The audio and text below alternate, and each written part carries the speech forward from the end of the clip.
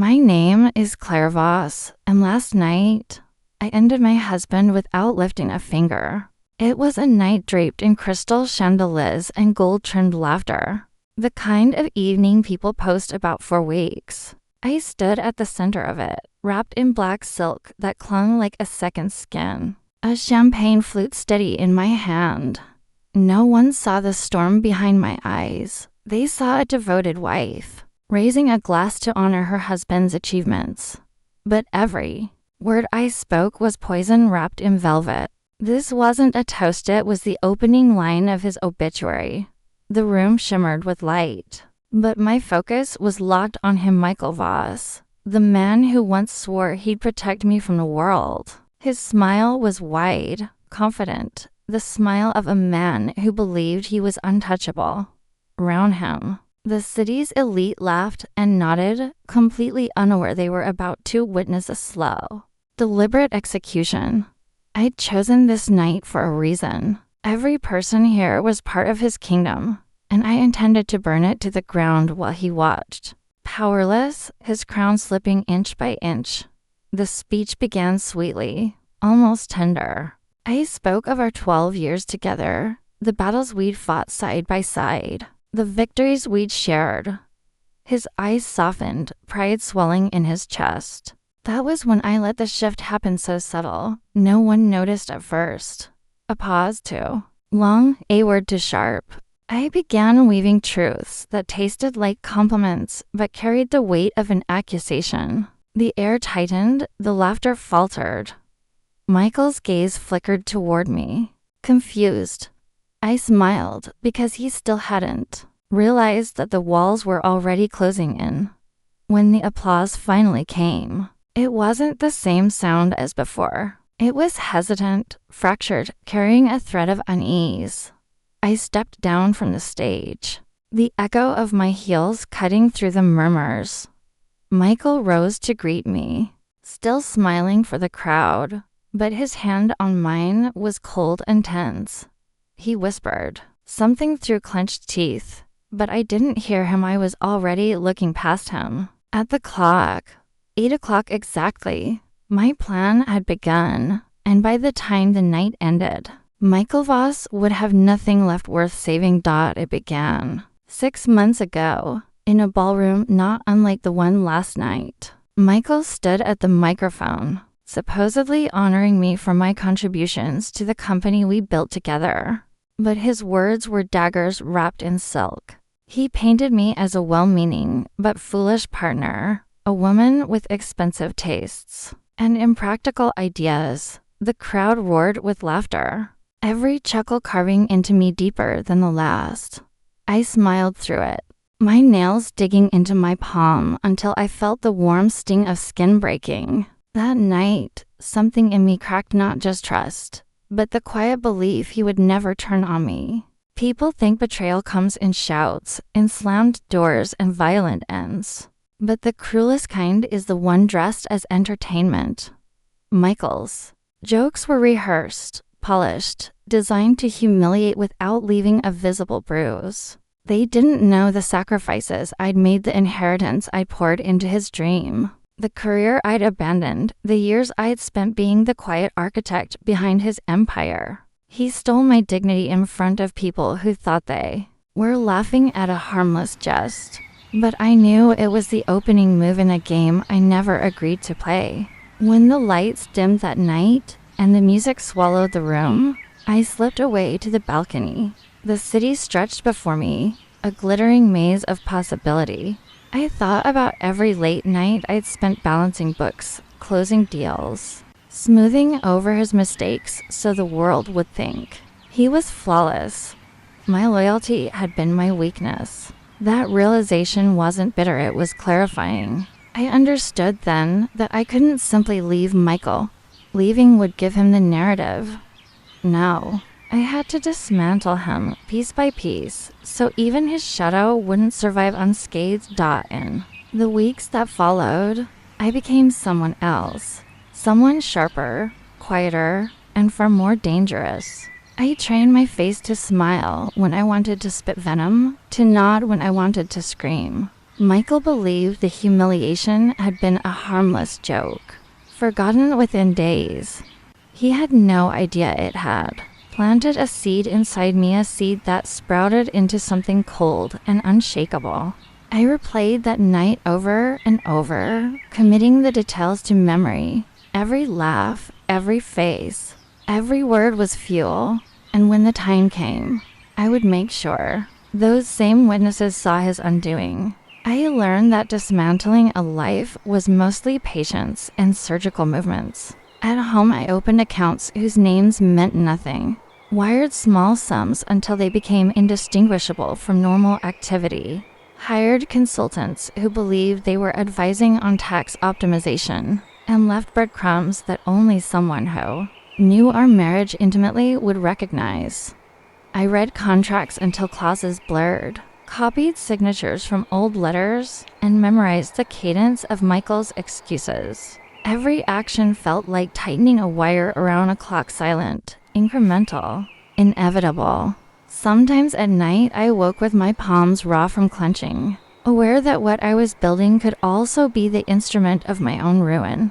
Michael loved three things above all: power, the brand he had erected on my backbone, and his brother's approval. My plan attacked each in a different register. I cultivated a whisper campaign among investors, introduced inconvenient facts to the right auditors, and created the illusion of a pattern that would be ugly even to loyalists. I sought out people he'd burned and paid for their silence with favors that looked like friendship. Each compromise I made felt like stepping over a moral line I swore I'd never cross. Still, the memory of that night at the microphone pushed me forward. I pictured investors' faces when his empire began unraveling slowly. Technology was my quietest ally. I rented servers, employed a ghost to mirror emails, and set up forwarding rules that made his late messages look like admissions. I drafted fabrications that mirrored the cadence of real guilt: the missing invoice, the offshore entity with a name he would recognize, an imaginary whistleblower with just enough credibility.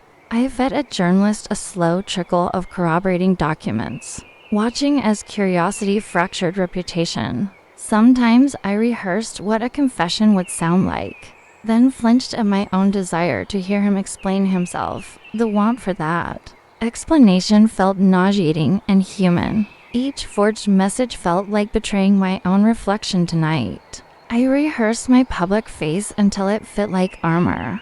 At meetings, I practiced the right amount of warmth. At dinners, I timed the casual laugh that would hide calculation. At parties, I slipped notes into pockets and dropped hints that would germinate into suspicion. The divorce papers existed before anything else. I signed them in a lawyer's office and left them with someone who owed me. The transfers were staged to trigger after the gala, so no one could accuse me of opportunism on the spot. Everything had a contingency. Every path that could lead to losing myself had a tether back to a name I no longer trusted. The gala was a masterpiece of timing. The chandeliers bathed the room in gold. The champagne sparkled, and every guest who mattered to Michael's kingdom was there. I moved through the crowd like smoke and scene, but everywhere. My first move was soft, almost invisible, casual conversations with key investors, subtle mentions of unusual filings and upcoming changes in the company. I watched their eyes sharpen, their smiles freeze just a fraction. Michael noticed the shift in the air but dismissed it, too busy basking in attention. I kept my tone light, my laughter warm, all while planting the seeds that would bloom into suspicion before the night ended. The second act was sharper. A slideshow played on the massive screen, celebrating the company's achievements. Halfway through, slides appeared that weren't in the original sequence: grainy photographs, private correspondence, numbers that hinted at fraud. I had timed it perfectly, sensing the images to moments when Michael's face was lit by the spotlight. He froze mid-laugh, the applause thinning into uneasy murmurs. I didn't look at him. Instead, I sip my champagne, eyes fixed on the screen, as though seeing the images for the first time. The whispers began to ripple through the tables like fire on dry grass. By the time I took the stage for my toast, the room was no longer his. The applause that greeted me was polite but restrained, curiosity laced with doubt. I spoke of gratitude, of perseverance, of building something worth protecting. My voice was steady, measured, each sentence designed to tighten the news. And then, with a smile, I presented him with an envelope. The crowd leaned in, expecting sentimental letter, perhaps, or a symbolic gesture. Michael opened it, his face draining of color as he stared at the divorce papers. For the first time in years, he looked small, vulnerable, breakable. The final blow came not from the papers, but from what followed. My lawyer, seated in the back, rose and handed him another document confirmation of the transfer of controlling shares. Signed and sealed. Gasps rippled through the room. Michael's eyes shot to Daniel, desperate for backup, but Daniel didn't move. That was the moment the truth hit him, not just about me, but about the quiet alliance I'd formed with the one person he thought unshakable. Around us, the air was thick with judgment, with pity, with satisfaction. And I stood there, smiling, as the empire he'd built on my back crumbled in full view. Michael's hands trembled as he scanned the last page of the transferred document, his eyes narrowing at a single, devastating line, my name printed where his had always been. Majority shareholder. Honor, everything he'd guarded like a dragon. Over gold now belonged to me. But that wasn't what broke him. His gaze darted to Daniel, expecting outrage, denial, anything. Instead, Daniel looked back at him with a calm that bordered on contempt. The truth was in his silence. He'd known. He'd helped. Michael's jaw tightened, his lips parting to speak, but no sound came. In that moment, he realized this wasn't an ambush. It was an execution months in the making. I had made sure Daniel's loyalty to me was carved in stone, not through seduction or romance, but through a calculated fabrication, a trail of forged evidence suggesting Michael had been plotting to frame his own brother in a tax scandal. The documents were flawless, the timelines airtight, the whispers placed in the right ears to erode trust. Daniel hadn't confronted Michael. He'd come to me. Together, we decided how to pull the rug from under him without leaving a single thread to follow back. By the time Michael saw the papers tonight, the board had already signed them. The room was still buzzing, but I could see the moment Michael's survival instinct kicked in. He straightened, turned toward the crowd, and attempted a laugh, brushing it off as a misunderstanding that would be cleared up by morning. But the faces staring back weren't his allies anymore. They were scavengers circling a carcass, waiting for the final death rattle. He tried to move toward Daniel, but his brother stepped back, just far enough for everyone to notice. The rejection was public, deliberate, final. That was when the cameras started flashing, capturing not the fall of a titan, but the hollow man he truly was. Then came the twist he never saw coming. I leaned in, my lips brushing his ears so only he could hear.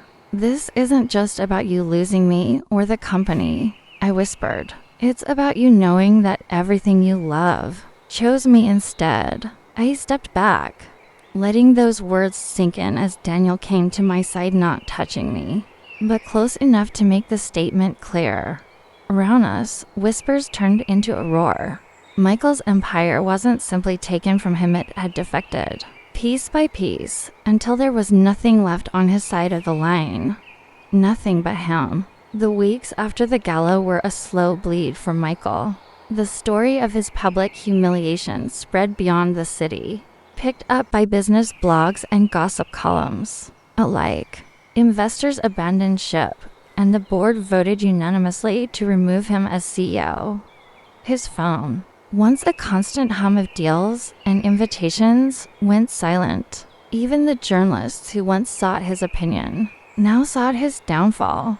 I didn't have to speak to him. I could watch his unraveling from a distance. Each headline was another nail in the coffin. Each photograph another reminder that the man who thought himself untouchable had been reduced to a cautionary tale. The assets went first. The penthouse sold in weeks, the yacht to a faceless buyer. Overseas, the villa in Italy stripped bare before the keys changed hands. Every possession that once screamed status was gone, replaced by quiet, empty rooms. Court dates became routine for him, each one ending with another loss. His lawyers fought hard, but the evidence I'd seeded left no room for his defenses. Friends stopped answering his calls. Allies avoided him at public events. Even his once loyal staff melted away, unwilling to go down with a sinking ship. I thought victory would taste sweeter. I had envisioned waking up free of him, free of the sting of that night's betrayal. But revenge doesn't cleanse its stains. Every morning I still woke with his name in my head, his face behind my eyes. The satisfaction of watching him crumble was tangled with something colder, heavier. I realized I hadn't just dismantled his life, I dismantled a part of myself in the process. The version of me that once believed in love, in loyalty, was gone, and I wasn't sure I wanted her back. One afternoon, months later, I saw him on the street. No suit, no entourage, just a man in a worn jacket, moving like someone who had nowhere to be. Our eyes met briefly, and for a split second, I almost saw the Michael the first married. But then the memory of that first public insult came rushing back, sharp and unyielding. I walked past without a word, my heels clicking against the pavement like a metronome. Somewhere deep down, I knew the war was over. But the silence between us was proof of what revenge really leaves behind, not closure, but an unending echo. Some people say the opposite of love is hate, but they've never truly been broken. Hate still binds you, it keeps you tethered to the person who hurt you, feeding on the same wounds over and over. The real opposite of love is nothing. Silence, absence. The moment they cross your mind and you feel nothing at all. I haven't reached that point yet. Michael still lingers in my thoughts like a stubborn shadow, showing up in moments I wish he wouldn't. But I know that day will come. And when it does, his name will mean as little to me as dust on glass. Until then, I keep the watch he gave me on our wedding day, resting quietly on my nightstand. It doesn't work anymore. The gears are frozen. The hands stopped at a time I don't remember, but I've never replaced the battery. I like it that way. It's a reminder that even the things we believe will last forever eventually break. Sometimes I catch myself staring at it in the dark, listening for a tick that will never come. It's the only piece of him I've kept, not out of sentiment, but as a relic of the end. In some ways, the revenge was never about taking what was his, it was about reclaiming what was mine. My dignity, my power, my voice. He may have built his empire with my help, but I dismantled it alone, brick by brick, until all that remained was my name standing where his once had. People still ask if I regret it, if I wish I had chosen a quieter path. I tell them no. Regret is for those who leave the battlefield half finished. I stayed until there was nothing left to take. That's how you win. Completely.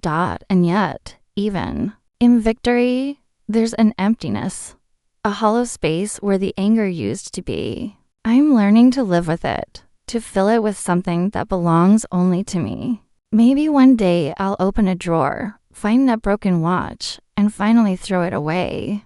But not yet. For now, it stays, ticking in my mind, if not in reality a frozen heartbeat, a silent reminder. Because when you've burned someone's world to the ground, the quiet that follows isn't peace. It's the echo of fire still smoldering in your own hands.